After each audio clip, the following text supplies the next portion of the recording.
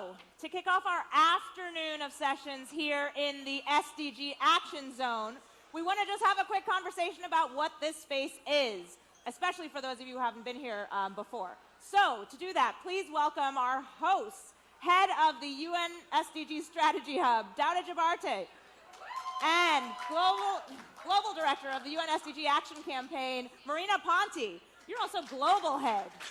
Gosh, get the titles right, Nadira. So, tell us about this amazing space. Okay, so we wanted to create for the first time a space where different voices from activists, from world leaders, business leaders could actually come together and share innovative ideas, share inspiration, and particularly share how action can take place to accelerate progress towards the Sustainable Development Goals. Amazing. And Dauda, actually tell us how the week has gone, because we're halfway through now. You could probably reflect a bit on the awesomeness. The stress and the pressure have come down a little bit. We're in day 4. We're definitely in a groove. It's been really, really, really exciting and packed to be able to welcome different constituencies, break through silos, and really, really focus on how to get to the exponentialism that we need to implement the SDGs. We're sort of taking an approach where we're not looking at specific companies or organizations or initiatives. We're really, really trying to drive and move sectors writ large to really, really implement the SDGs. So it's been super, super exciting. We've hit sport, business, civil society. There was an announcement on Decade of Action. Absolutely. A huge announcement. A huge announcement. There's a march down the stairs of the UN being led by the Deputy Secretary General calling for People for Planet, action for People for Planet. It's been amazing. It's been incredible. And it's all on the live stream, and you can watch it at UN Web TV. Marina, what action can people take to support? Well, people can still join the Act for SDG, so go on Act for SDG, register an action, and you can join the movement. I mean, you'll hear more later today. I think we have already millions of people all over the world that are taking action and joining this broad movement. As Davda said, we need to break silos, we need to unite, because we need everyone to join the movement. And it's actually, we've had hundreds of millions of impressions across those 3 hashtags, which naturally I'll mention again, Act for SDGs, for People for Planet, and SDG Action Zone, and that's dramatic, just as a metric starting there. But what is next? What can we look forward to? You know, I think we're focused on doing a couple of different things. One, helping raise the demand for the implementation of the Sustainable Development Goals. 2 is the supply, and 3 is raising the accountability of all of that system and the agenda at large. You know, all of this, where it goes is it ladders up into the Decade of Action. Next year's 2020. It's a big year for a number of different reasons. And it's, you know, we are entering into the last decade before the end of the SDG cycle. You mean before we achieve the 2030 agenda? Yes. Yes, exactly. A decade of action leads to achievement. Absolutely. And that is what we are heading into. Amazing. And just in terms of this physical space, word on the street is there'll be more of them? That is certainly the hope. You can clap for that. That certainly is the hope. There are a lot of people that have gone through here. A lot more people are watching it at home. A lot more people are sort of sending out those hashtags and engaging with not only the content, but the ideas and the thoughts and the learning is spreading wide and broad and deep. So the hope is that this continues, and we're also able to replicate it in other cities around the world next year, hopefully. And Marina, I'll give you the last word. Any last call to action for folks? Well, to me, it's really important that people, you know, through this space, really to create a bridge between citizen, individual, and all these different sectors and world leaders. So I think while the negotiation takes place inside the UN, we need to really create a bridge. Yep. Here we're bringing the world to the UN, and the UN to the world. That is the mission of the hashtag SDG Action Zone. So with that, please thank our co-hosts, Marina Ponti and Dauda Jabarte. Thank you. Thank you. And we're so excited for our next session, which is on keeping financing for development promises. What is budget credibility and how can it help? I think you can already tell from that this is going to be a fascinating conversation and one that is sorely needed. So we are hosted, the session's hosted by the International Budget Partnership and the United Nations Children's Fund. And when public resources are not spent as planned, services become sporadic, quality suffers, and people, especially the poorest, go unreached. This interactive session explores the role of budget credibility in helping countries deliver services efficiently and achieve better results. And there's a special moderator coming on to take you through it. She is the Associate Director of Social Policy for United Nations Children's Fund at Unicef. Please welcome Alexandra Yuster.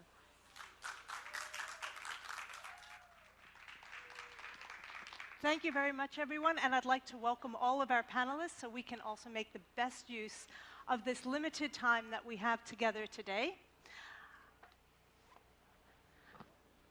As our host has said, my name is Alexandra Yuster. I'm the Global Chief of Social Policy at UNICEF, and it's my pleasure to welcome you all here today and to welcome all those who are watching online on behalf of both UNICEF and the International Budget Partnership. First, I want to start with a couple of logistics. If I can ask those at the back of the room to please come and take your seats. We'd like to get started and all be together, and then we will, fortunately, we have catering for you, and we'd like to share that with you at the end of the session. So if we can have everyone's attention now, that will help us to have the best possible session. So, first things first, what do we mean, after all, by budget credibility? That's part of the title of this session, to find out. So I'm going to start by breaking the suspense, I'm afraid, but you will get a chance to hear even more later.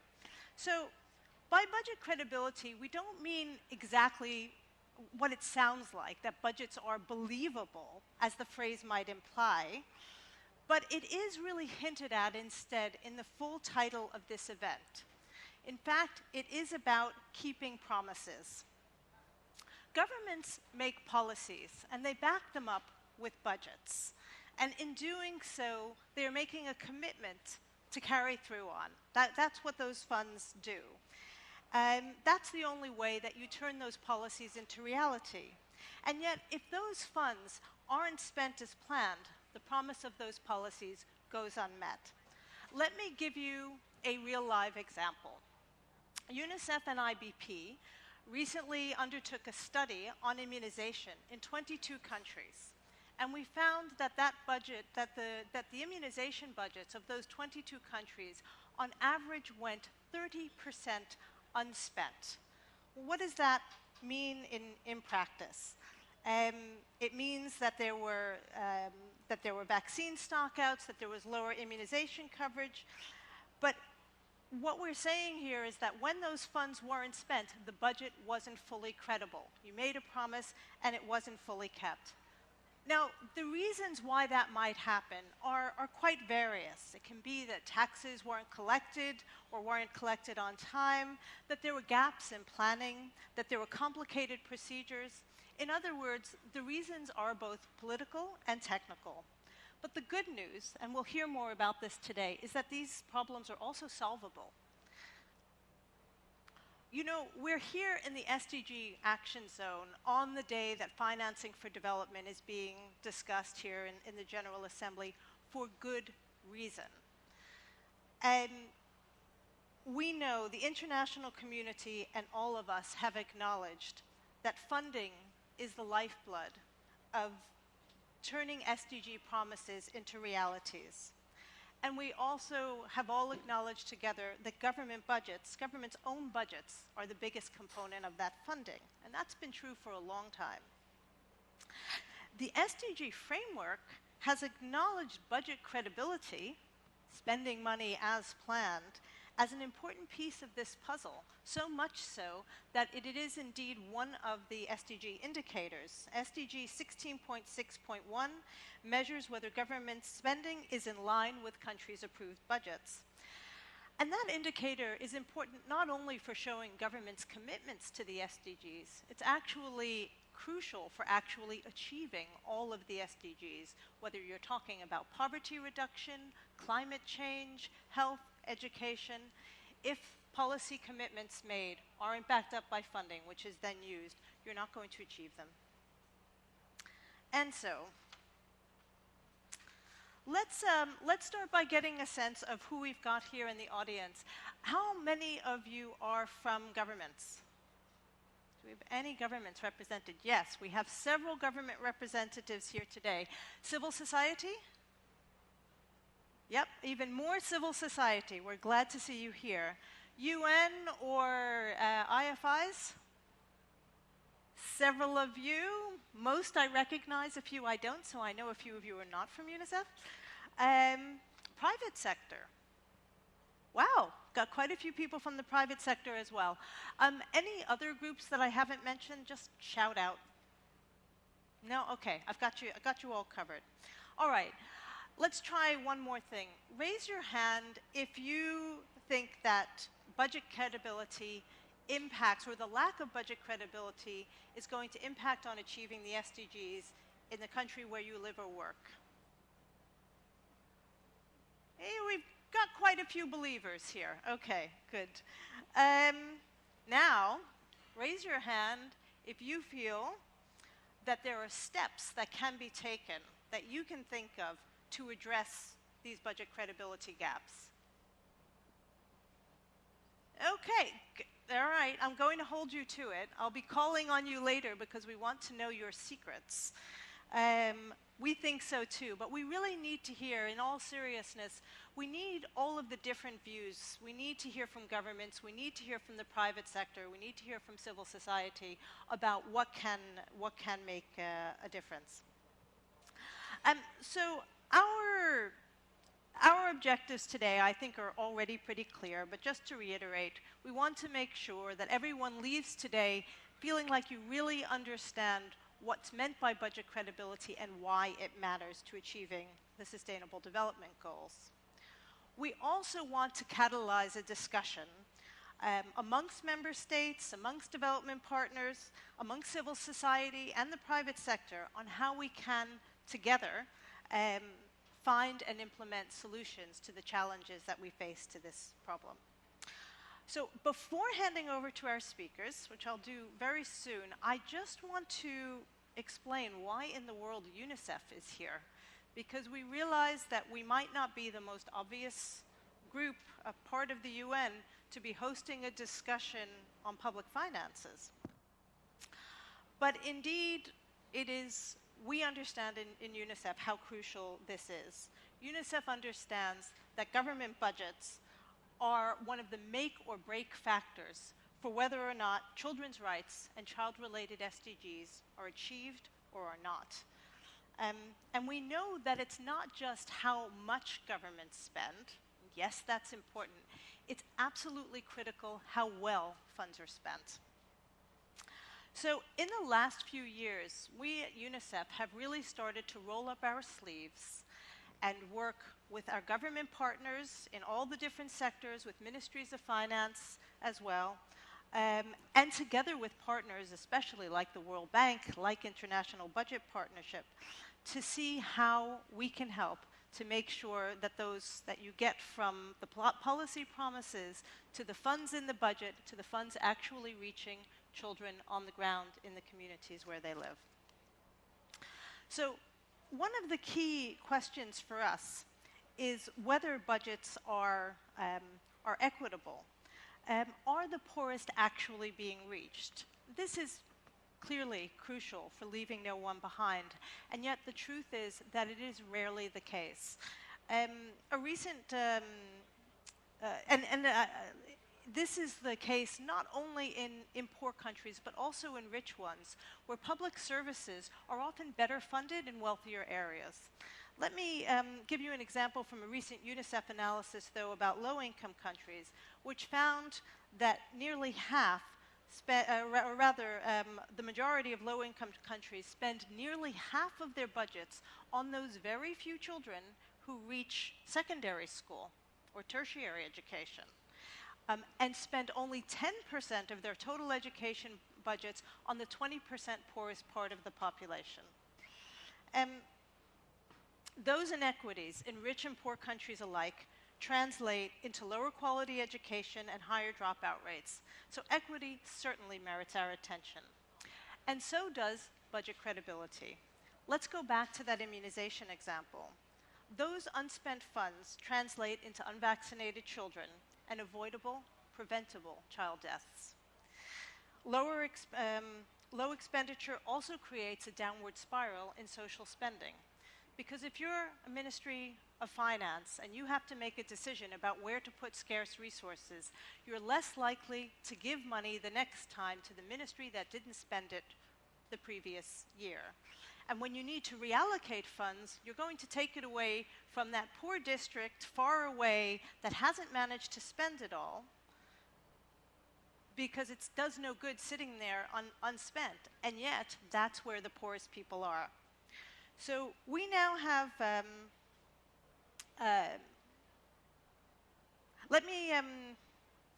one more point to make. So if once that happens and you haven't spent those funds, your final problem is how are you then going to get taxpayers to continue to pay their taxes if they see that results aren't happening? So all of these are part of the spiral of problems that we have.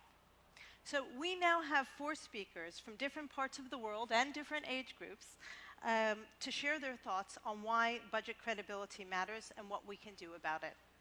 After their brief remarks, we're going to spend we've got about 15 minutes for questions, and I hope from all of you further solutions. I'll then wrap up, and we hope you'll then join us for a bite to eat at the back of the tent. So now, all of this time, I'm not sure where my clicker has gone. Could those who have the slides please click so that you can see the, sorry, I put it down somewhere. Can you please click through to the, one more slide, please? And one more. Oh, no, sorry, go back. Thank you very much. Sorry about that. That's what I want. So now you can see who our speakers are, and let me hand over to our first speaker, Mr. Wilson, who is the national convener of India's Manual Scavengers Campaign. Mr. Wilson, the floor is yours. Good afternoon, and this is an opportunity to bring the voices of the people whose voices were completely suppressed almost like 5,000 years in the world history. They are the untouchables from the India and the people who carry the human excreta by hand. I also belongs to such one community, one family. My parents were the scavengers. What is exactly the problem? The problem is it is just whatever the socialization, whatever the sensitization, whatever awareness must create within the community that we have done. But now the question has moved to the other level.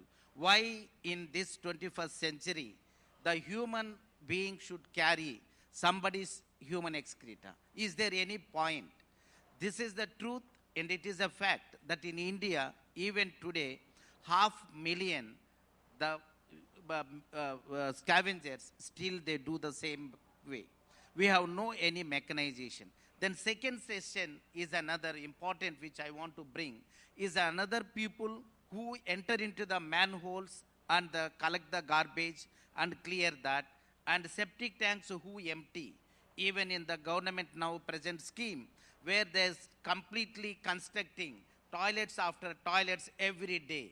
But it is because it is in a single pit toilets. After 2 or 3 years, when it gets filled, the human scavengers is required. When they are entering into that, 1,870 such citizens died and lost their life in the gutters and the sewage and the manholes. But there is no mechanization. Why all these things still happening?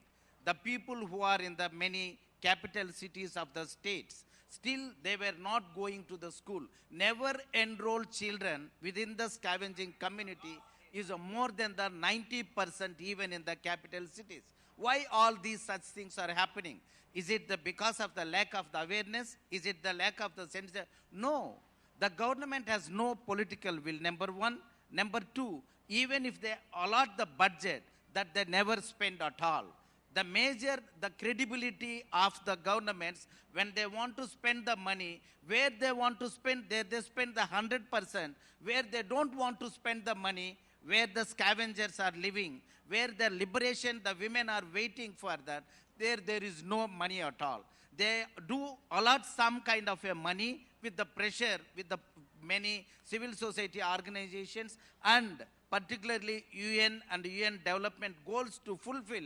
They release the money, but they're never going to spend the money. The same money they keep in the banks, and they do get the benefit out of that by the interest. The same time, the scavengers, even in the sweepers, they don't get any kind of their safety gear. For that, there is an allocation, but it is never reached to them. So they have to do without any safety gear. In such circumstances, even their salaries, it is the most important.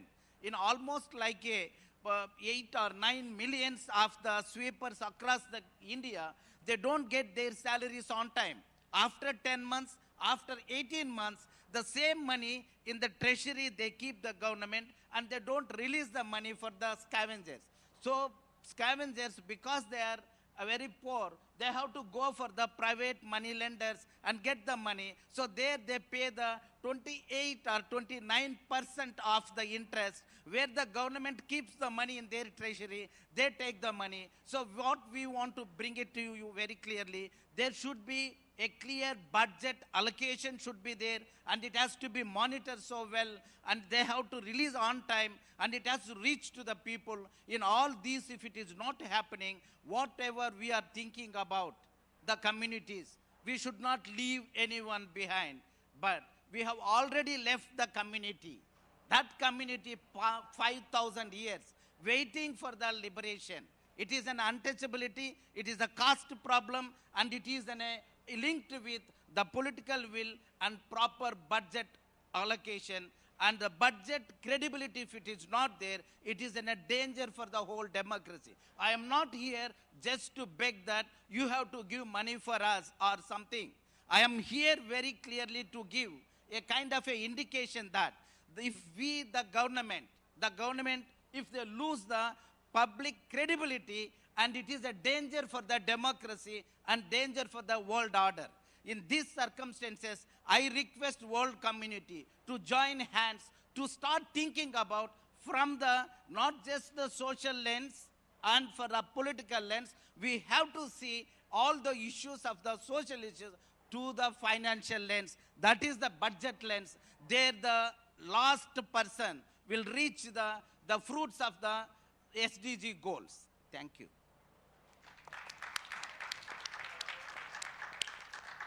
Mr. Wilson, thank you so much for that really impassioned reminder and clear explanation and example for everyone about how not meeting one's budget commitments then translates into real harm for the most marginalized. And we all know that we're not going to achieve any of the SDGs if there isn't that focused attention to the groups who have for so long been left so far behind.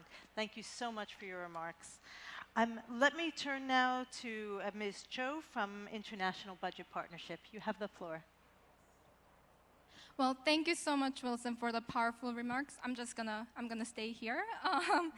But personally, I found it very meaningful because as a research analyst that sort of sits in front of her computer in Washington, I wonder about the real-life implications of the work that we do at IBP. And for those of you who are unfamiliar, IBP collaborates with civil society organizations and other partners, like my colleagues who are joining me here today, to use budget analysis and advocacy as a tool to shape equitable policies and also promote sustainable development. Last year, we launched a project to assess the nature of budget credibility, which I think Alex sort of touched on it, but we basically define it as, is the government meeting their revenue and expenditure targets at the end of each financial year? For expenditure, we take what's been actually spent or what's been executed at the end of the year and look at whether it's in line with what was approved or allocated in the beginning of the year. And we can do this at both at the aggregate level and within specific areas of budget. So I'm not sure if Wilson just mentioned the numbers, but for what I know, the program on manual scavengers in India, it's been underspent by more than 99%. So that means the government basically spent less than 1% of what was allocated at the beginning of the fiscal year. So you might be able to think of those similar specific examples in your own countries, but at the global level, not much is known about the nature of budget credibility, because a lot of the research has focused on the aggregate sort of overall expenditure and revenue deviations, their macroeconomic impact. And if the studies did go down further and looked at this like compositional issues, they usually focus on an individual country. So we wanted to fill this gap. And that's where I come in. And fortunately for me, there have been some global cross-country budget databases that have become available recently. One of them is the World Bank's Boost initiative, which provides disaggregated expenditure data, so broken down by functions, economic categories, etc., for about 60 countries, and it covers the period 2009 through 2017. Unfortunately, these 60 countries, of course, have different systems and use different categories. So we spent a lot of time trying to make the data a little more comparable and managed to get a sample of 35 countries. So our study that uses this data, which is also available on our website, it finds that these sample countries underspend their overall budgets by about 9%. You might think it's not much, but if you think of the size of some governments, this represents millions and billions of dollars.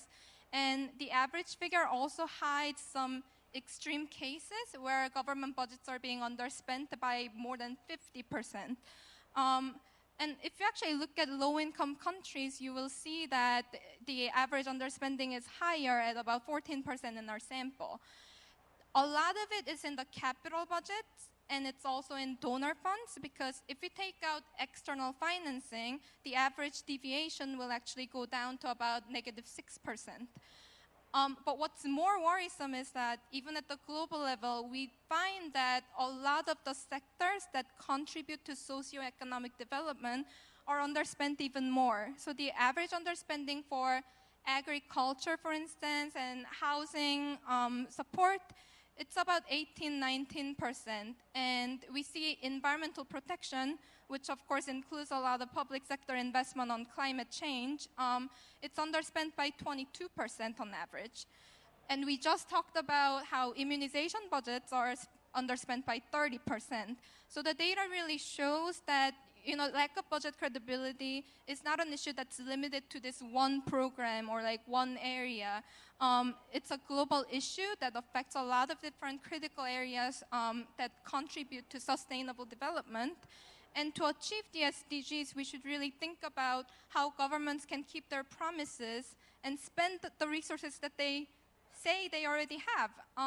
In addition, of course, to finding ways to finance these additional resources to required. So that's why I think it's an important challenge that should be addressed, and I'm really glad that we're talking about it today. Thank you.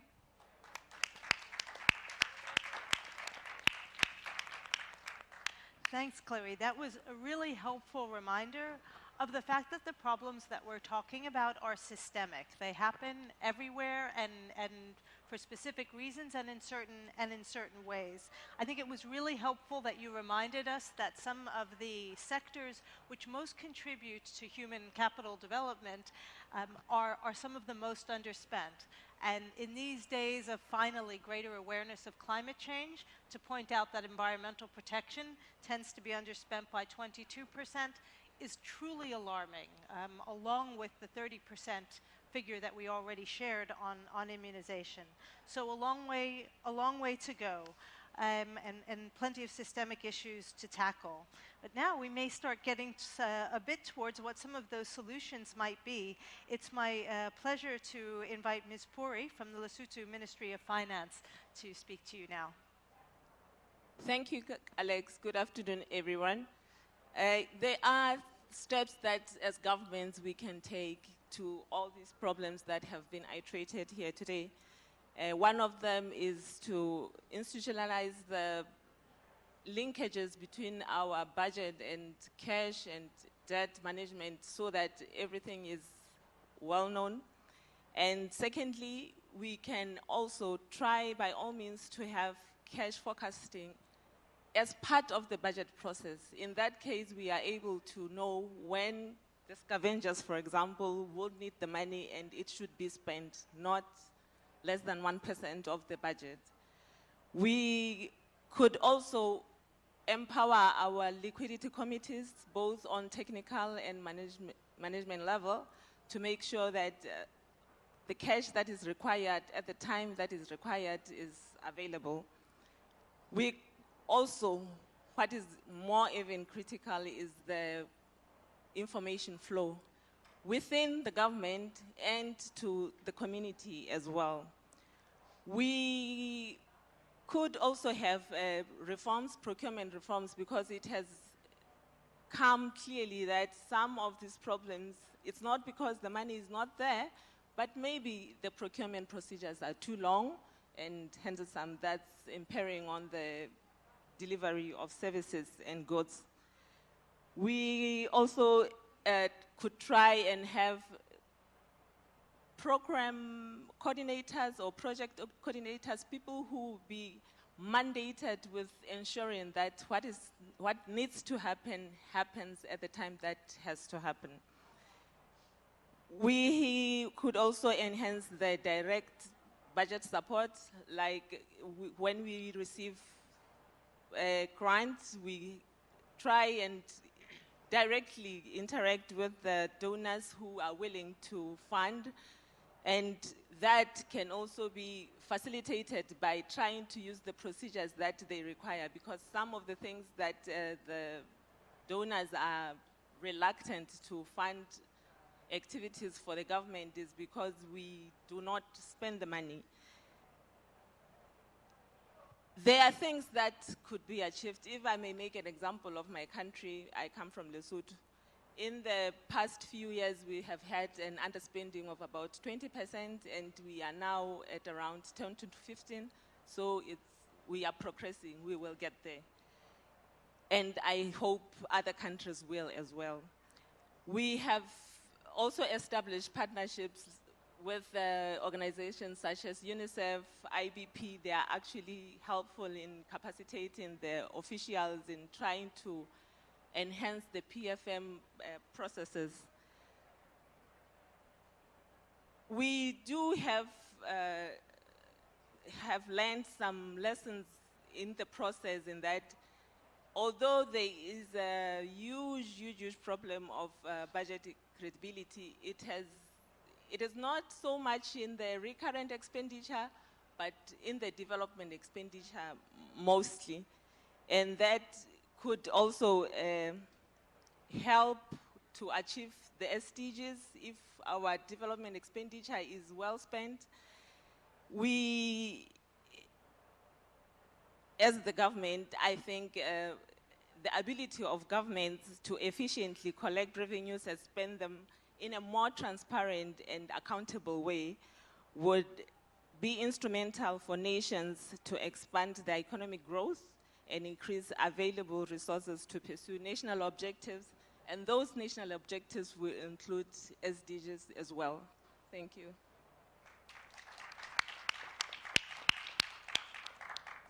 Ms. Pori, thank you so much for showing us how important this issue is for ministries of finance and the critical role that you play in solving it.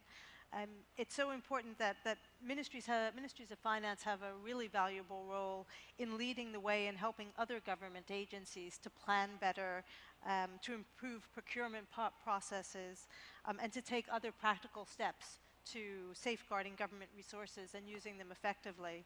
And you also pointed out the role that in countries where there is still some donor support, that both donors putting their own money on budget and also ministries showing that the funds are well spent also then can help create another virtuous cycle for that additional support where it's available. So thank you very much for those remarks. Let me turn over now to our final speaker, also from International Budget Partnership, Guillermo Herrera. The floor is yours. Thank you very much, Alex, and good afternoon, everybody.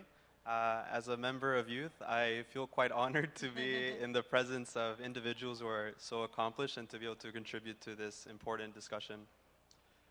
What I especially appreciate about Ditare's comments is that it shows how robust public financial systems are foundational, in fact, to achieving the Sustainable Development Goals. We cannot reach our goals in health, education, or other important areas unless the budget actually finances those needs and operates soundly from the planning to execution phases. However, strong PFM systems not only involve an effective executive arm of the government, but also an open budget ecosystem that includes government institutions that promote oversight, such as the legislature or Supreme Audit institutions. These players play a very strong role in a well-functioning PFM system. My colleagues Wilson and Chloe have shown us that globally, budget credibility is lacking, and that it can have a profound human impact. This implies that our progress towards the Sustainable Development Goals may actually be hindered by poor budget implementation and deficient public financial systems. However, Litoher, representing Lesotho and other countries, are examples of the type of progress and improvements we can make through deliberate multi-stakeholder solutions. Based on our research, we've learned that deviations are broadly caused from technical issues such as inaccurate revenue projections, as well as political factors such as legislative amendments to the budget. These challenges will of course require context-specific solutions and the explicit commitment of the executive branch of government. However, there is also a strong role for other actors to play in this process. For example, oversight institutions in government, like the legislature and SAIs, can monitor the implementation of the budget and hold the executive to account when deviations occur. On the other hand, donors can provide more predictable funding, better ensure that their reporting systems are more closely aligned with those of governments, and they may provide technical support. Civil society and the media, for their part, could also follow the implementation of public services and programs and ensure that governments actually hold true to their commitments both fully and comprehensively, and demand explanations when they fall short in this goal. In fact, one of our major initiatives here at IBP has involved partnerships with 9 civil society organizations around the world who are conducting research and directly engaging their governments and the public to examine the credibility of programs that directly contribute to marginalized communities, such as child development in Argentina and agricultural services in Sri Lanka. Although this work is ongoing, we have already encountered some promising developments. For example, in the Ukraine, our partner was instrumental in proposing amendments that are now being discussed in government that would improve the efficiency of the public procurement system, which will in turn improve the maintenance of roads in the country. And then on the other hand, our partner in Ecuador has held innovative discussions between student groups and various institutions of government to have a discussion about a program for scholarships that has been underspent significantly for over the past decade. As I described, the solutions to enhance budget credibility are very much attainable. However, we understand that these are complex, time-intensive issues. However, one step that governments, we believe, can begin to take now relates to enhancing the transparency around why budget deviations occur in the first place. Budget deviations can be inevitable and in fact be wise in response to emergencies. But we can only discern that difference if we have detailed justifications that clarify that. This step would not only signal good PFM practices, but also build trust and confidence in the government, as well as empower the public with the knowledge to understand how the resources are being utilized. As we like to say at IBP, open budgets transform lives. Thank you. Mr. Herrera, thank you so much for reminding us of another really critical piece of this puzzle. Citizen engagement and social accountability isn't just the right thing to do because people have a right to participate. It's definitely that, but it also makes a difference. It also can yield much better results. It can help solve exactly the kinds of problems that we're addressing here today. And your examples really helped us to see that. So thank you very much for that. Now it's your turn. And we're going to open the floor for questions. I think we have mics on the side for anyone who would like to speak. What I would like to ask you to do is, first of all, to introduce yourself and your affiliation. To keep your remarks brief, they don't have to be questions. If you do have questions for the panelists, those are very welcome. But we also very much welcome your suggestions about how we begin to solve some of these issues, or your examples as to how they have been an issue a problem in your country. So with that, let me see the hands of those who would like to contribute. Okay, I see two over here. Maybe the gentleman in the back, and then the gentleman in front, and then. I think it's still more. Good afternoon, everyone. My name is Momodu Deba. I work for the government of the Gambia. I used to work 5 years as a macroeconomist. I am now Director of Policy Analysis at the Office of the President. I have a question concerning open budgets. I wrote an article using data from IBP to check for the impact of fiscal councils on budget credibility in sub-Saharan Africa. And it came out, of course, that looks very good. But usually, during my encounter with civil society as a government employee, including IBP, in terms of their comments on social media, I see a lot of focus on expenditure when they talk about budget openness. This is a fact. A lot of expenditure about, a lot of focus on expenditure. And I always ask, perhaps we are ignoring the revenue side a lot. It's flowing into the expenditure part. So I think this is something that we might want to focus more. I mean, I've listened 3 sessions with Cabri, with others, when they talk about budgets, how they should be transparent. I mean, one time, 2 hours, we are all talking about expenditure, and I asked, budget has 2 sides, revenue, expenditure. And maybe because I was biased because I do revenue forecast for government, I know the challenges there, and it can affect expenditure to a large extent. So my comment is, hopefully, we spend also more time on the revenue side. Maybe it can improve the openness on the expenditure side. And the other thing maybe is a bilateral with IBP, because when I used the data for sub-Saharan Africa, there was no data on Gambia. And I want to see how we can have a side discussion and see if it involves setting a civil society organization in Gambia or whatever. I would like to see them in the data, because I think it improves the process. So basically, that's my comment, if you like. Thank you. I really enjoyed this session. Thank you. Hi, thanks very much. I'm David Watson. I'm from the Overseas Development Institute, ODI, in London. We're a think tank working on international development and global affairs issues, including the role of public finance and institutions in achieving the SDGs. So first of all, just a shout out to the panel and well done for facilitating this session. Budget credibility is not necessarily as sexy as flotillas going out to meet Greta on the way into to New York, but this is essential plumbing in order to achieve the SDGs, particularly at national level, so thank you. And thank you to the Budget Credibility Project for putting this really important paper out into the mix. I think it really does advance us in some of the crucial data that we need to make progress on some of these issues. So 3 very short questions.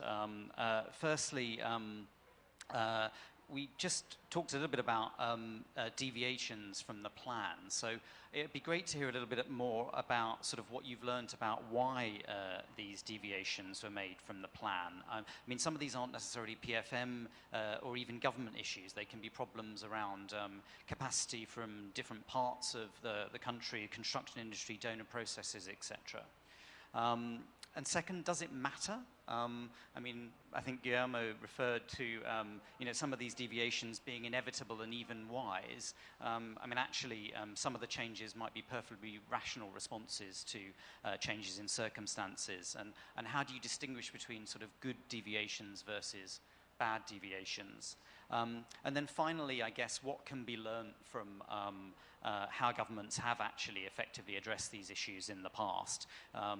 This is an issue that's been long talked about, but we don't really have a sense of whether or not the situation's improving over time. So it would just be good to hear the panel's reflections on those questions. Thanks. Thank you so much. And the gentleman here. Yes, my name is Bill Graham from Rotary Youth for a Better World and the Young Global Leadership Foundation. My point here, I think this is very important that was brought up about budget money being spent for its purpose. But I think we have to be careful not to allow help and solutions to be held hostage to money. Too many people say, oh, the money's not there. Okay, we can't do anything. We go out and we see many organizations, when they're confronted with the lack of money, they find ways to do exactly the same thing, sometimes for only 1/5 of the amount of money. For example, in feeding children in schools. There are organizations out there feeding more than 1 million children every single day at 1/5 to 1/6 of what all the major NGOs say it takes. And they are having success, and we're seeing those kids getting into college. So I'd like to see if there's any comments here about how we go, and instead of going and saying, no money, can't do anything, that we go back to the drawing board to seek more innovative solutions, and we get the job done regardless. Because people who don't have anything usually have one thing, and that's time. And we can find ways to employ that time to offset the lack of money. Thank you.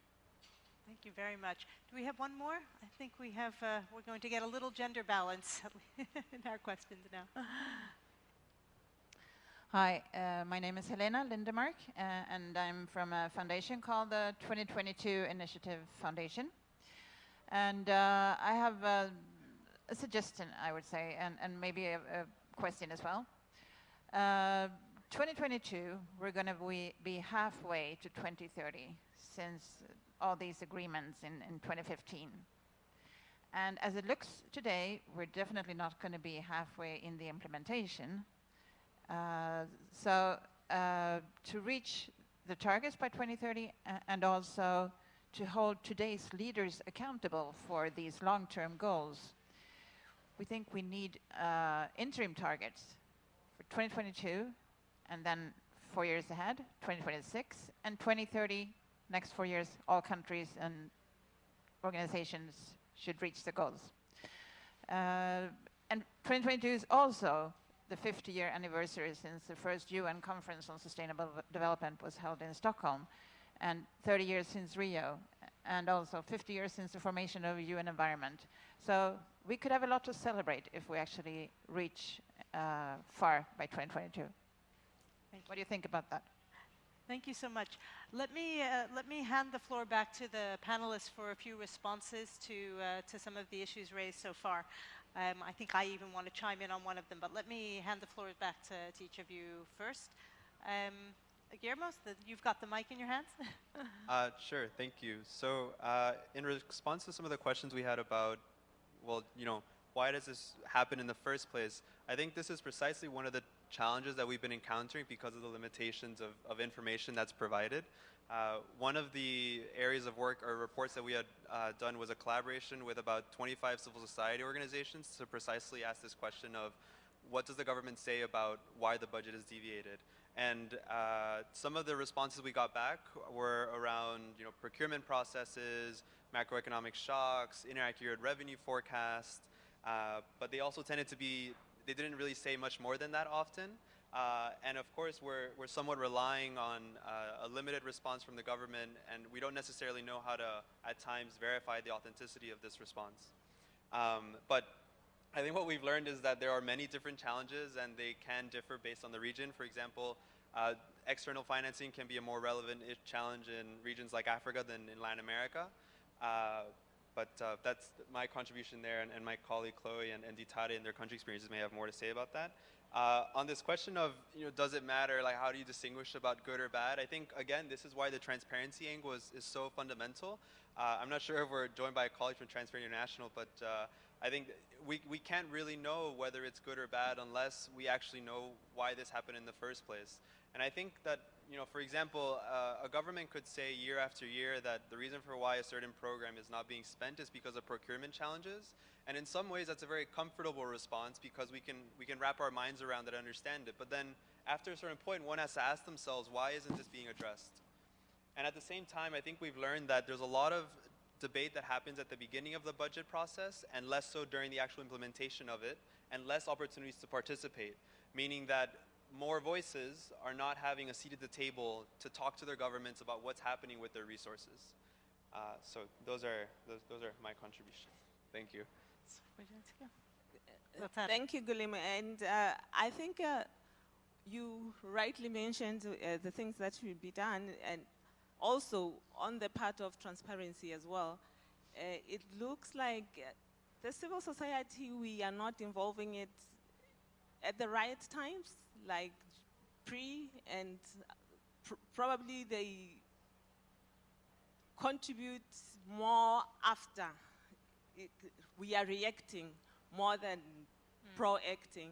So those are the kind of things that we should be considering to proact as the civil society, to ask the government to say, these are the things that we need. And then at the end we say, these are the things that we had said we need, but we never saw them happen. So those are the kind of things that we could try and institutionalize and force and see if we can go anywhere. We have also tried to, as a form of trying to be more transparent, to try to have consultations. We've never had that. That's one thing that I think we, as government, not just Lesotho, we could try and involve the public more in the budget process. They should know what should be done and why is it done and when is it done, so that we can get their inputs in time. Would either of you like to add? Sure, if you have anything you'd like to add.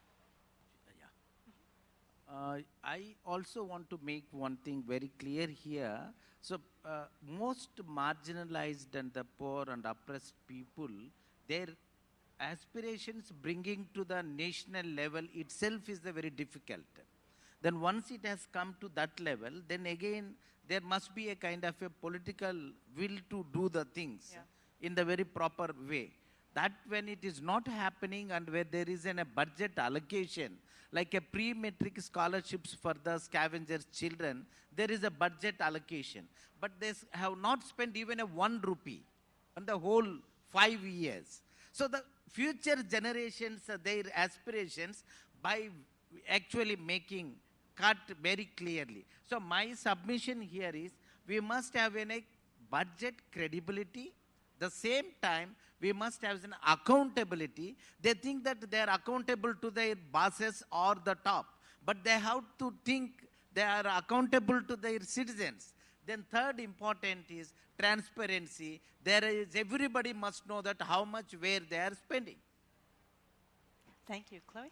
I don't think I can address all the comments, but I'll try to just highlight some things. So I guess in terms of the reasons for deviations, as my colleague Guillermo just talked about, I mean, there is a transparency issue. It's very difficult to tell. We do have a forthcoming study that will sort of go into the cross-country data to look at quality of PFM systems, etc., and if that has any correlation or impact on budget deviations. And we do see, the focus on the revenue side. I think it's also a rightful concern because from the data that we have already analyzed, we do see revenue deviations being correlated, and I mean, we're still in the initial process. I don't want to say too much, but it does impact the availability of resources, and of course, at the end of the year, if you don't have the money, you're not able to spend it. Having said that, though, I agree with the gentleman's comment that that's not that shouldn't be the only response to governments not being able to get certain targets or done, because in some countries, we do look at whether medium-term like budget, and the targets have been achieved, and whether budget deviations or lack of, utilization of resources have impacted it. And in some cases, they do, definitely. And I think in terms of good versus bad, of course, there are reasonable deviations. They are sometimes needed, but we do notice that, like procurement challenges, as we discussed, it's something that's common and something that should and can be addressed. But again, that's not the only solution to all the achieve the goals. There are other ways, and there are other systematic issues to. Sorry, I think I'm running out of time and I'm just ranting here. But anyways, so I think I agree. Like, budget credibility is definitely important, and I think we should, in terms of what we've learned from other governments and some improvements that we've seen, I think it shows that once we prioritize it, we can do something about it and improve the situation. But it should come with, as I've mentioned, like it should come in collaboration with other reforms to improve the PFM systems or just service delivery in general. And I think I will just end there. Thank you very much, Chloe. Let me just add quickly my own 2 cents. We'll have a minute or two for a couple of more comments. First, thank you for raising the issue of revenue. It's funny. We actually had a session yesterday where we had a member of the government of Zambia on the panel. And he spoke about the revenue challenges that are caused by climate change in Zambia, because so much revenue comes from the hydroelectric dams, and how the drought has decreased the revenue. So planning ahead for that, in addition to addressing climate change, was one of the issues that appears to be on their minds right now. And certainly it needs to be part of the debate. I want to address the point from the participant from Rotary. Thank you very much for raising that issue of efficiency of expenditure as well. Very, very much a part of all of this effort. What we're talking about here about budget credibility, it's one part of the larger effective public finance system. Effectively spending a limited government budget means spending it well, means finding those innovations where you can, for much less money, spend far fewer dollars and achieve the same results. And we have lots of examples of that we'd love to share. We have, according to our clock, we have 8 minutes left until we will be closing this session. I think I have time for 1 or 2 more questions before I end. Oh, wow, and I've got lots. Let me get, sorry about that. I've got the gentleman. We're not going to answer them this time, so they're just going to be your points. So please do share. We do want to hear from you. All right. Thank you very much. I am Modou Cisse from the Gambia. I just would like to throw some comments about the whole debate on transparency and accountability. But I think I want to focus on 2 areas which is very important for transparency and accountability, especially for us in Africa, where the governance environments is really yet to mature to a level where is the desirable levels or the levels where we've seen in other developed countries. But there are very important issues around transparency and accountability that comes down from the parliamentary levels. For example, in the lack of parliamentary accountability. Most of what we noted is that the parliamentary accountability comes a little bit late. There's a delay in time lapses. Sometimes 12 months, sometimes even after 12 months, when you have delays in preparing the accounts and financial statement, getting to the parliamentary committees that debates on all these issues. So there's a need for proactivity in the budget monitoring and transparency, and that could be done through information sharing by the executives, through platforms. There should be more information available to the public, to the parliamentary subcommittees during the budget execution process itself. And that leads me to the other area of the procurement, which actually, if you look at the transparency element or budget execution, part of Africa, 70–80% of recurrent budget goes into those areas of procurement where we have great challenges of transparency around the procurement processes.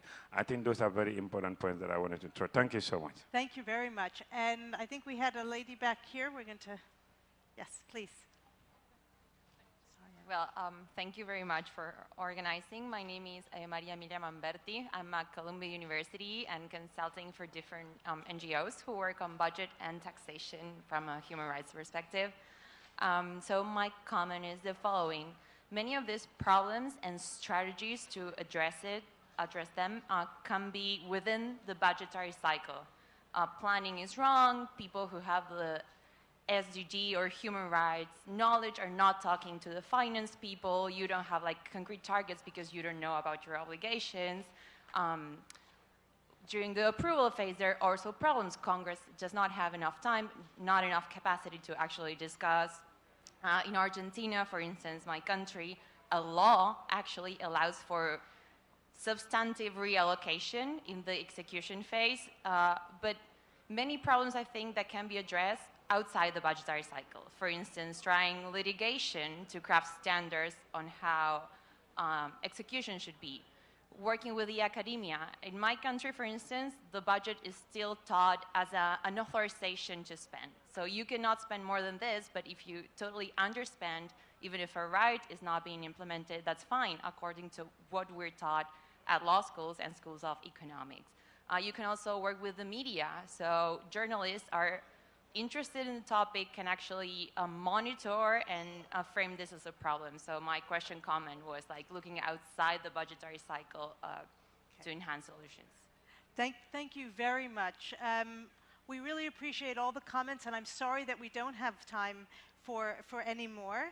I just want to help to close out this session now. I hope that we've whetted everybody's appetites, and I'm really grateful to all the speakers for the different perspectives that they've given, and to all of you for giving points of view from governments and from civil society as well. It's really valuable.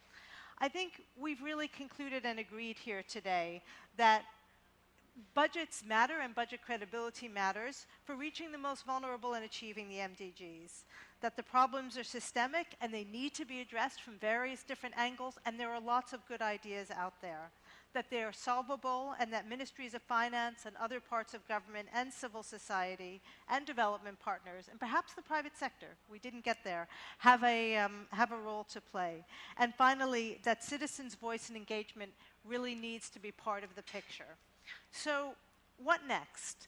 We held this session to raise awareness and to start a discussion on practical solutions. We would like to keep that discussion going. We have some key messages to share that that can be used to highlight this issue within your own organizations, and you can get in touch with us to have those.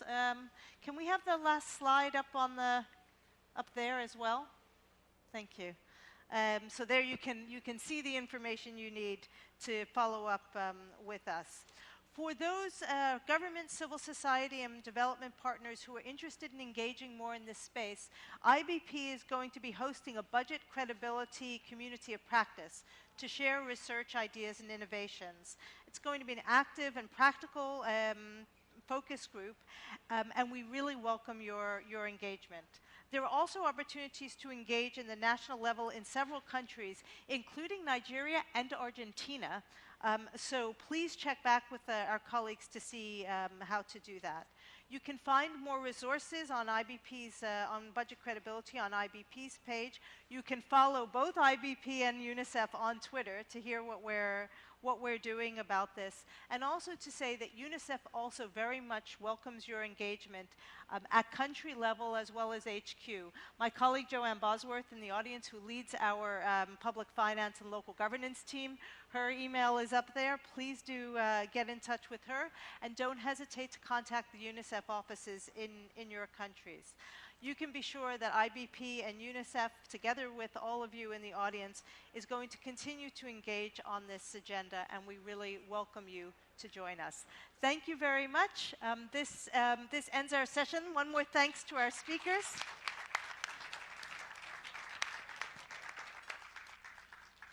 And please join us for a late and well-deserved lunch at the back of the tent. And we're just going to take a little 15-minute break before we come back for our global recap. We can't wait.